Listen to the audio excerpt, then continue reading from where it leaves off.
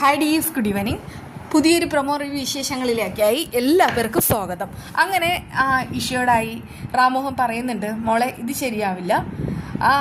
ദേവബാല എന്ന് പറയുന്ന പെണ്ണിന് മാനസികമായിട്ട് അവൾക്ക് ഭ്രാന്താണ്. അതുകൊണ്ട് തന്നെ അവൾ പല വഴിയും നോക്കിയിട്ട് അഭിഷേകിനെ അവിടെ ബ്ലോക്ക് ചെയ്യും. അതുകൊണ്ട് തന്നെ മോൾ അവിടെ പോയിട്ട് അഭിഷേകിനെ എങ്ങനെയെങ്കിലും മോചിപ്പിക്കണം. അത് കഴിഞ്ഞതിന് ശേഷം മാത്രം എന്നെ ഹോസ്പിറ്റലിലേക്ക് കൊണ്ടുപോയാൽ മതി. അങ്ങനെ ഇഷ രണ്ടും കൽപ്പിച്ച് അവിടെ വീട്ടിലേക്ക് വരികയാണ്. വരുന്ന സമയത്ത് തന്നെ ദേവബാല ദൂരെ നിന്ന് ഈ ഇഷയെ കാണുന്നുണ്ട്. ആ സമയത്ത് അവൾ മനസ്സിൽ പറയുന്നുണ്ട്, ഇഷയാണ് വന്നിട്ടുള്ളത്, പലതും നടക്കും. അതുകൊണ്ട് എത്രയും വേഗം തന്നെ അഭിയെ ബോധം കെടുത്തുന്നതാണ് നല്ലത്. അങ്ങനെ അവൾ നേരെ അകത്തേക്ക് പോകുന്നു. പല്ലവി വന്ന സമയത്തും അഭിഷേക് ബോധം കെട്ടാണ് കിടക്കുന്നത്. ഇപ്പോൾ ഇഷ വന്ന സമയത്തും ബോധം കെട്ടാണ് കിടക്കുന്നത്. ഇതിലെന്തോ ഒരു ദുരൂഹതയുണ്ട്. ദുരൂഹത എന്താണെന്ന് നമുക്കറിയാം, പക്ഷേ ഇഷയ്ക്ക് എന്താണെന്ന് അറിയുകയില്ല. അങ്ങനെ ദേവരാജൻ മാഷ് പറയുന്നുണ്ട്, എൻ്റെ മകൾക്ക് അഭിഷേക് എന്ന് പറഞ്ഞാൽ ജീവനാണ്. അവനെ ആരും ഒന്നും പറയുന്ന പോലും അവൾക്ക് ഇഷ്ടമല്ല. അത്രമാത്രം അവനോട് സ്നേഹമുണ്ട്. അവന് വേണ്ടിയിട്ടാണ് അവൾ എല്ലാം സഹിച്ച് ഇവിടെ നിൽക്കുന്നത്.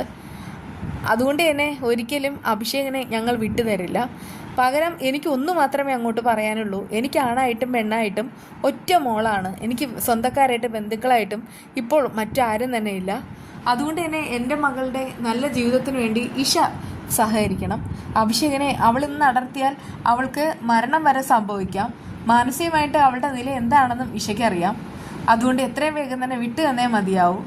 ആ സമയത്ത് ഇഷ മറ്റൊരു കാര്യം പറയാണ്, അങ്കിളെ ഞാനൊരു കാര്യം ചോദിക്കട്ടെ, അഭിഷേകിനെ ആരാണ് കൂടുതൽ ഇഷ്ടപ്പെടുന്നു അതിലല്ല കാര്യം.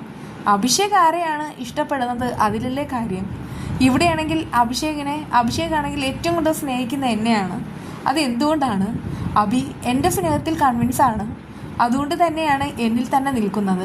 ഇവിടെ നിങ്ങളുടെ മകളോട് വെറുപ്പ് മാത്രമാണ്. ഒരിക്കൽ പോലും നോട്ടത്തിലോ ഭാവത്തിലോ അവനാണെങ്കിൽ ഒരു സ്നേഹവും അവളോട് പ്രകടിപ്പിച്ചിട്ടുമില്ല. എന്നിട്ടും അവൾ സ്വയം താലിയണിഞ്ഞ് ഭാര്യയുടെ വേഷം കെട്ടി ഇവിടെ നിൽക്കുന്നത് എന്തിനാണെന്ന് എനിക്ക് മനസ്സിലാവുന്നുണ്ട്. പക്ഷെ ഒരു കാര്യം ഞാൻ പറയട്ടെ, നിങ്ങളിപ്പോൾ എന്നോട് പറഞ്ഞു എത്രയും വേഗം തന്നെ അഭിയെ നിങ്ങളുടെ മകൾക്ക് വിട്ടുതരണമെന്ന്. എന്നാൽ നിങ്ങളുടെ മകളെ താലി കെട്ടുന്നതിന് മുൻപ് തന്നെ എൻ്റെയും അബിയുടെയും എൻഗേജ്മെൻറ്റ് കഴിഞ്ഞതാണ്. അതുമാത്രമല്ല ഞങ്ങൾ മാനസികമായിട്ടും ശാരീരികമായിട്ടും ഒന്നായതുമാണ്. ഞാൻ പറയാതെ തന്നെ നിങ്ങളെല്ലാം അറിഞ്ഞു എന്നും എനിക്കറിയാം. അതുകൊണ്ട് തന്നെ പറയുന്നുണ്ട്, അഭിഷേകിനെ എന്നിൽ നിന്ന് അടർത്തിയാൽ അല്ലെങ്കിൽ എന്നെ അഭിഷേകിനെ തമ്മിൽ വേർപിരിച്ചാൽ നിങ്ങൾക്ക് എന്നെ കൊല്ലേണ്ടി വരും. കാരണം മരണത്തിനല്ലാതെ ഞാനും അഭിയും വേർപെട്ടു പോകില്ല. അത് ഈശ നേരത്തെ തന്നെ തീരുമാനിച്ച കാര്യമാണ്. അതിപ്പോൾ ഏത് ദേവബാലയ്ക്കും ഞങ്ങളെ രണ്ടുപേരും പിരിക്കാനായിട്ട് കഴിയുകയില്ല. അത് കേട്ട് ദേവരാജൻ പറയുന്നുണ്ട്, ഇപ്പോൾ അറിയാമല്ലോ അഭി ദേവബാലയുടെ ഭർത്താവാണ്.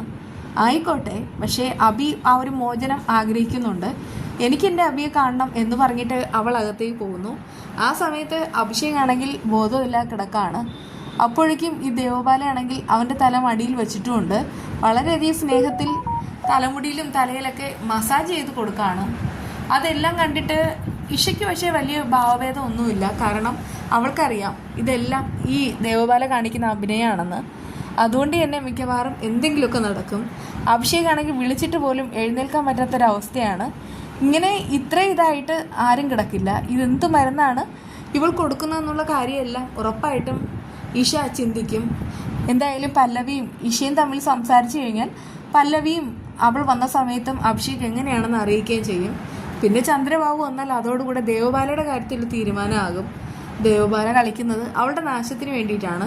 ഇതൊക്കെയാണ് പ്രൊമോ വിശേഷം. ബാക്കി വിശേഷമായി വീണ്ടും കാണാം. Bye bye.